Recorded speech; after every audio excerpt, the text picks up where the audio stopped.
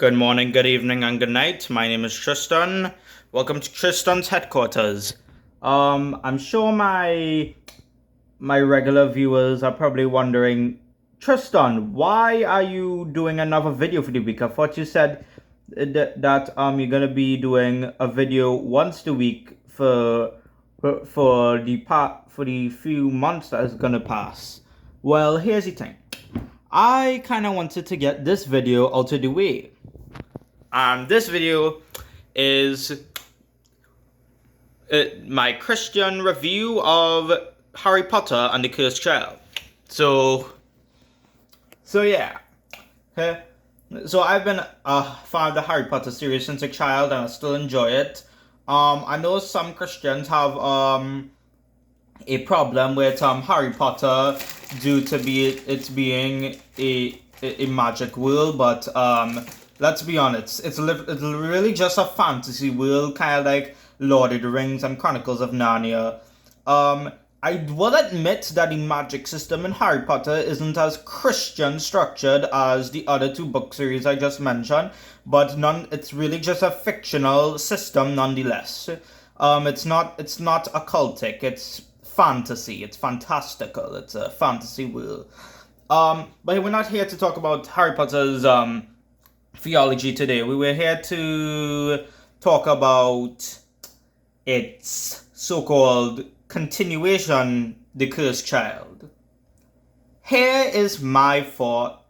So, in short summary, here's my thoughts on The Cursed Child.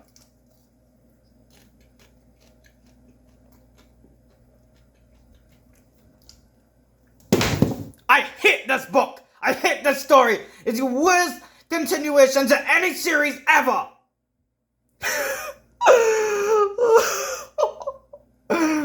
Okay, I don't hate the book that much. I don't hate the story that much. But it's not really the best continuation of a series. It's very mid at best. Many Harry Potter fans hate it because it's a disservice to the original story. And honestly, I can understand why after, reading it or knowing about the play. So for plot summary, it takes place 18 years late. It takes place 19 years later, with Harry Potter being a minister and a husband and he has his own kids with Ginny. However, when his son Albus goes to Hogwarts, he's sorted into Slytherin. And of course, if you know Harry Potter lore, Gryffindors and Slytherins have this rivalry, especially with Voldemort being a Slytherin, all the Death Eaters being Slytherin. So this drives a wedge between Harry and Albus. And this sends Albus down a dark path where he goes to Draco Malfoy's son to ruin time. Yeah. And then there's this whole time thing with the time turner. So yeah. That's basically summary of the book.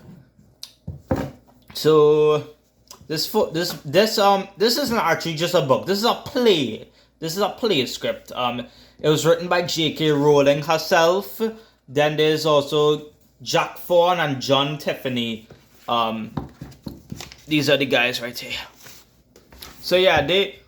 And unfortunately, Miss Rowling thinks that this is the canon continuation, even though I disagree, because the story is not that good. So here's the problem. So let me talk about the positive aspects. The positive is it has Christian themes. That's the main point. There are stuff about redemption and stuff like that, and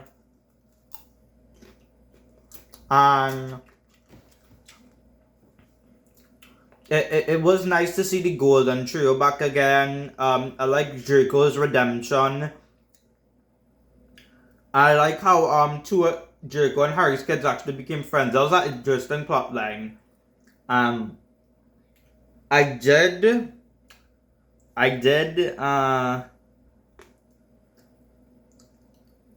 like how Harry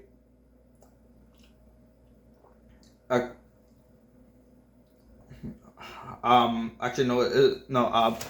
I also liked how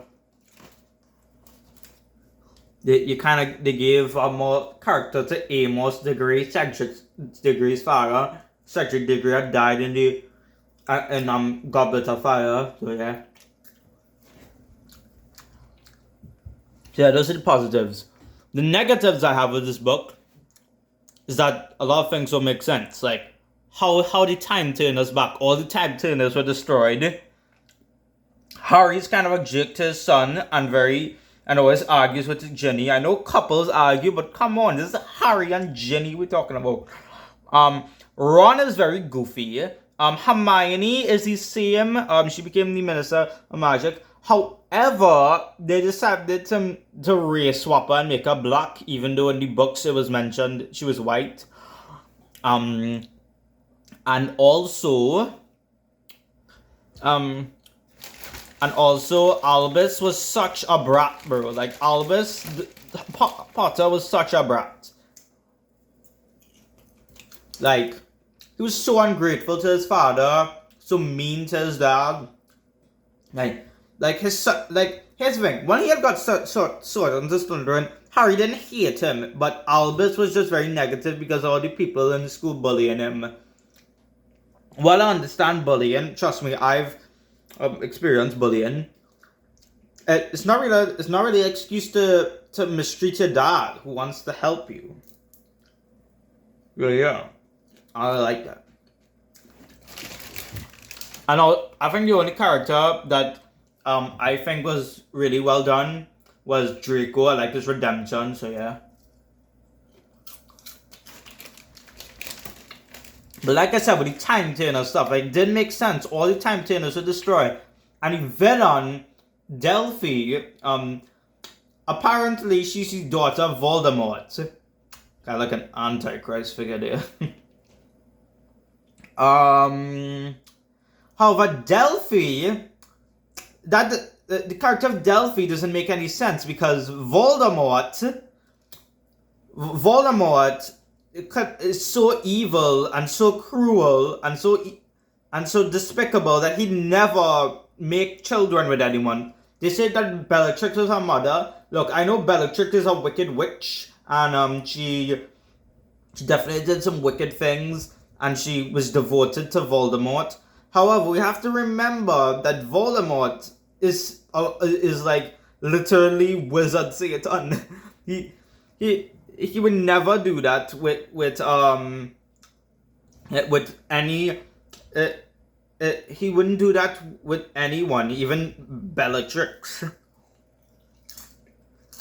He was that vain. I mean, the man literally spit his soul into 7 Horcruxes. Voldemort's evil. Why would he even have a child? Also, he was so prideful, he thought he'd live forever, so he'd never think of that. And then, yeah. And also,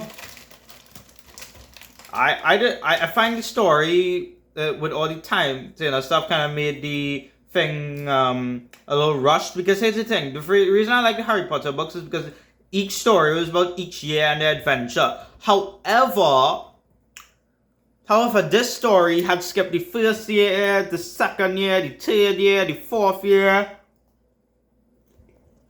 I just didn't feel like Harry Potter anymore. It felt like somebody's fan fiction.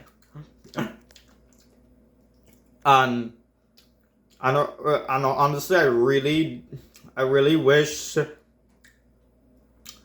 I couldn't say that, because like J.K. Rowling is a great author. She creates a great story. Now, she has been struggling with her Christian faith, but I pray that she does conclude it and fully devote her life to Jesus. But yeah, this story it really has nothing to do with faith. It's just it's not a good continuation to the story. It's really a bad one, but yet the intention was good, but the execution not so much, bro. as for and like I said, it does have some Christian themes, but some of the characters are so annoying and not like the original interpretations that it's just so hard to enjoy the story. And no amount of Christian themes can save that. I'm like, don't get me wrong. Jesus always wins, but the story is I do agree this story has some good themes, but it really is just a pretty lame book. It's a lame book. So yeah.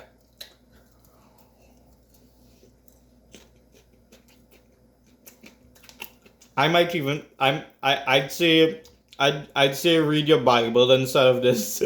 But I mean, you can read if you want. Like it's not a worst story. Trust me, there's worse stories out there that I would not recommend to both Christians and non-Christians. For example, Twilight. That is the worst. However, this book is not a good continuation. It kind of does. It really does do the surface of the story. I really wish it could have been better. So, from a reading perspective, an entertainment perspective, I'm gonna have to give it a 3 out of 10. No, 3 is too harsh. Maybe 4 out of 10. From a Christian perspective, I would have to give it a 5 out of 10. So actually, no, not 5 out of 10. 4 out of 10. Yeah, both scores are 4 out of 10. Sorry. So yeah, that's my Christian review on Harry Potter and the Cursed Child. Thanks for watching. Sorry, I hope you liked this video, and I hope it wasn't too plain. But yeah, that's my thoughts on the Cursed Child. Thanks for watching. Don't forget to like and subscribe, and I'll see you next video. Bye, guys.